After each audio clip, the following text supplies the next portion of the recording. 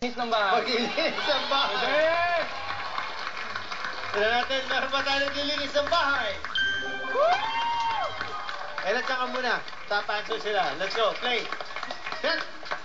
Kung meron kang hihingi ng pabor sa magulang mo, paano ka magpapalakas o sisipsip?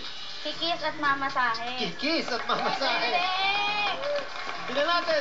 Anong sinabi ng survey? Hey, Daryl, ano sa'yo? Bibili ng pasalubong. Bibili ng pasalubong. Pwede. So, meron pa tayo bibili ng pasalubong. Pwede. Ito, Berna. Kapag may hinga pabor sa magulang mo, paano ka magpapalakas or sisip-sip?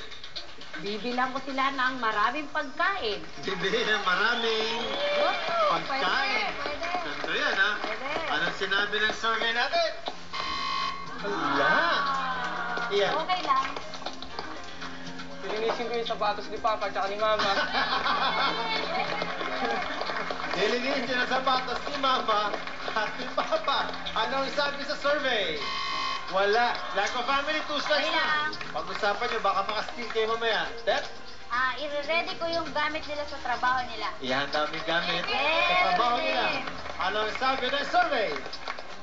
Wala. Okay lang. Mark, ano sa'yo? Magsisipag sa pag-aaral para ano? Diba? Magsisipag. Mataas yung grade. Okay, good. Pagluluto ko ng masarap. Magluluto ng masarap. Ella, Pagluluto.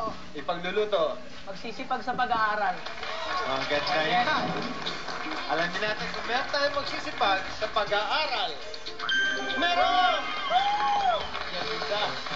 Show us number 5, please. Uwi ng maaga. And number 3, sunod agad sa utos. Oo nga naman. The Yang family has 93. Sila pa rin ang nauna. Ang Lacto sumusunod with 81 points. Huwag kayong alis. Magbalik natin. Double points na tayo. Magbabalik ang Family Feud! Kausap ko na po si